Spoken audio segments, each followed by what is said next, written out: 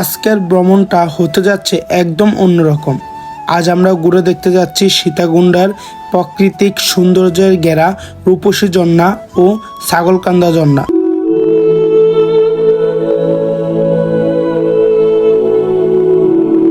আজকে আমাদের যাত্রা শুরু হলো হাজীগঞ্জ রেলওয়ে স্টেশন থেকে, তাই আমরা সকাল সকাল চলে এসেছি রেলওয়ে স্টেশনে। So hello WhatsApp guys, it's my সন্ত সাহেব, চলে আসলাম নতুন আরেকটা ভিডিও নিয়ে। সো গাইস, আজকে আমরা যাত্রা শুরু করেছি হাজীগঞ্জ রেলওয়ে স্টেশন থেকে। আজকে আমরা আর কি যাবো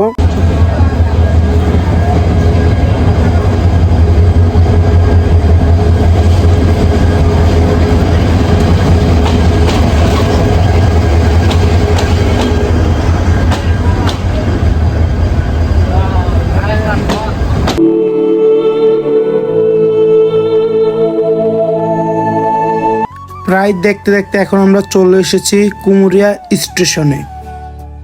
সো গাইস, তো এখন আর কি আমরা চলে আসছি কুমুরিয়া। তো সীতাকুণ্ড আর কি মেঘনা এক্সপ্রেস আর কি ব্রেক করা, তো এখন কুমুরিয়াতে আমরা চলে এসেছি। তো কুমুরিয়া থেকে আর কি আমরা যাবো এখানে ঝর্ণাতে। কুমুরিয়া স্টেশন থেকে প্রায় 2-3 মিনিট হেঁটে চললে আপনারা দেখতে পারবেন ঢাকা চট্টগ্রামের মহাসড়ক। এখানে আসলে কিন্তু অসংখ্য লোকাল বাস রয়েছে, যে কোনো একটি বাসে উঠবেন, জনপ্রতি ভাড়া আপনার থেকে নেবে 40 টাকা। রূপসী ঝর্ণার সামনে বললেই ওরা আপনাকে ডেকে নামিয়ে দিবে। তো এখন আমরা ফাইনালি চলে এসেছি রূপসী ঝর্ণায়। তো এখন আর কি এই পথ ধরে কিন্তু এখন আমরা আর কি হাঁটবো। তো চলুন যাওয়া যাক।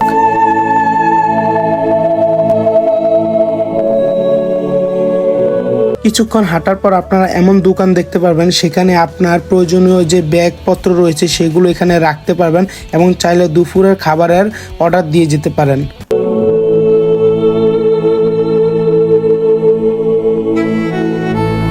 আপনাদেরকে যদি বলি রাস্তার অবস্থা, তাহলে রাস্তার অবস্থা এখনই যেহেতু শুরুতে এত খারাপ, তাহলে কে জানে সামনে নাকি আরো অনেক খারাপ রয়েছে রাস্তার অবস্থা। আমরা এখন মেইন গেটের সামনে প্রবেশ করলাম। এখানে আপনাকে অবশ্যই এখান থেকে টিকিট সংগ্রহ করে নিতে হবে আর আপনার নাম ঠিকানা দিয়ে দিতে হবে। তো এখানে জনপ্রতি টিকিট নিয়েছে 20 টাকা। তো আমরা 3 জনের 3টি টিকিট নিয়ে নিলাম। আর দেখুন রাস্তার অবস্থা, প্রথমে যে অবস্থা, কে জানে সামনে আরও অনেক মারাত্মক অবস্থা হবে। তো চলুন আস্তে আস্তে ট্রেকিং করা যাক।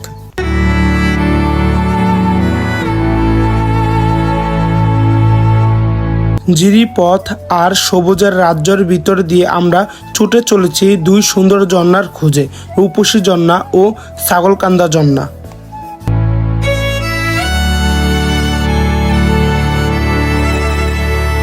শুরুতে আমাদের পথটা ছিল বেশ রোমাঞ্চকর। চারপাশে শুধু সবুজ পাহাড়, পাথরের পথ আর ঝিরির স্বচ্ছ পানি। যতই সামনে এগোচ্ছি ততই মনে হচ্ছে শহরের কোলাহল থেকে আমরা অনেক দূরে।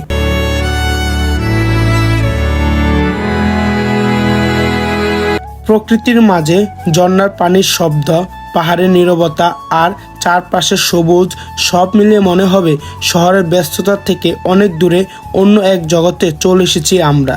তো দেখুন আমরা কতই না ট্রেকিং করছি সে আমাদের সুন্দর মনোমুগ্ধকর ঝর্ণা দেখার জন্য। এই শুধু আমরা নয়, একে এক করে সবাই ছুটে চলেছে সেই ঝর্ণার উদ্দেশ্যে। আর আজকের দিনটাও ছিল ছুটির দিন, তাই মোটামুটি অনেক মানুষই কিন্তু আমাদের সাথে ট্রেকিং করছে। শুধু আমরা একা নয়, সবাই এই ঝর্ণার অপেক্ষায় ছুটে চলেছে।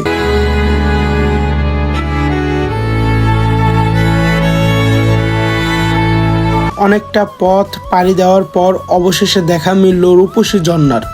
পাহাড়ের বুক থেকে নেমে আসা পানির ধারা আর চারপাশে সবুজ পরিবেশ, দৃশ্যটা সত্যি চোখে লেগে থাকার মতো।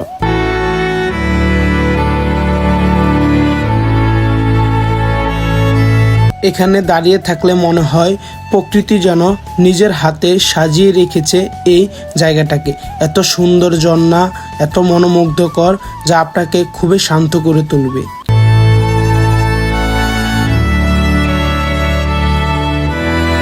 তবে আমাদের অভিযান এখানেই শেষ নয়, আমাদের আরও পথ পাড়ি দিতে হবে।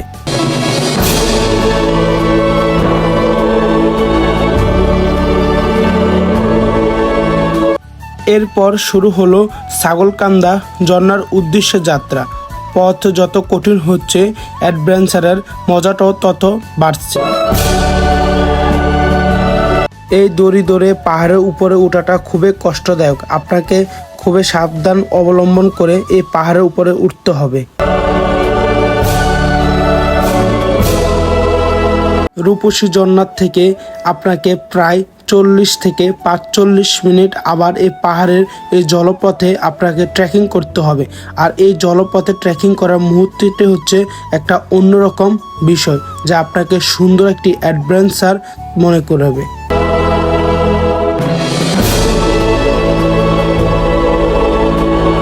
এই পাহাড়ের আঁকাবাঁকা এই জিরির জলপথে আমরা শুধু হেঁটেই বেড়াচ্ছি, কিন্তু আমাদের এই পথ যেন শেষ হচ্ছে না।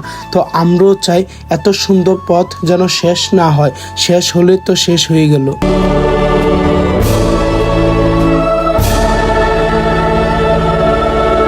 অবশেষে যখন ছাগলকান্দা ঝর্ণার কাছে পৌঁছালাম, তখন সত্যিই মনে হলো এত কষ্ট করে আসাটা সার্থক হয়েছে আমাদের।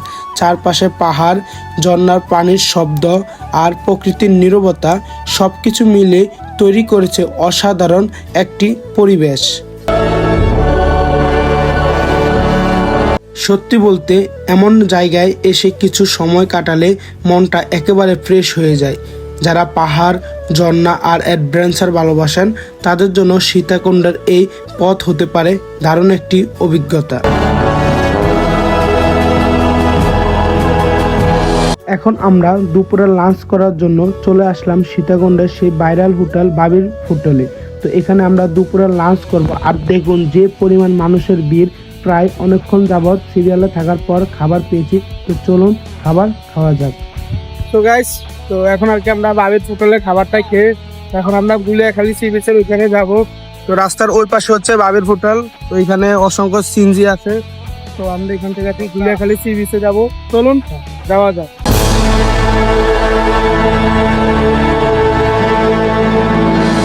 সীতাকুণ্ডের পাহাড় আর ঝর্ণার সৌন্দর্য উপভোগ করার পর এবার আমাদের গন্তব্য একেবারে অন্যরকম একটি জায়গা, গুলিয়াখালী সমুদ্র সৈকত।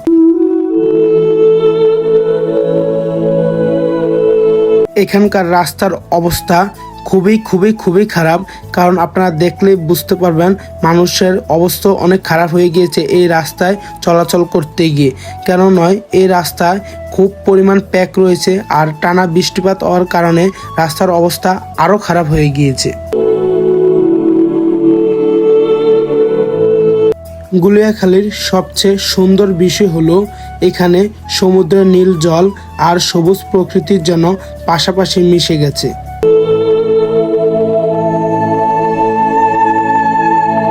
চারপাশে সবুজ ঘাস, কেওড়া ঘাসের সারি আর বিশাল সমুদ্র, সব মিলিয়ে জায়গাটার সৌন্দর্য সত্যিই মনোমুগ্ধকর।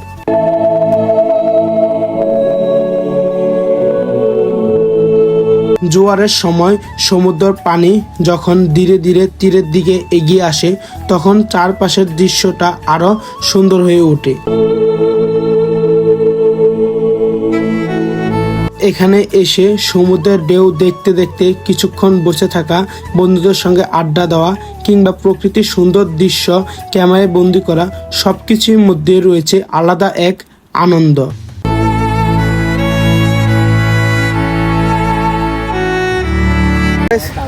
এখন আর কি আমরা চলে যাচ্ছি। আজকে এই ভিডিও পর্যন্ত। সবাই ভালো থাকবেন, সুস্থ থাকবেন। টাটা।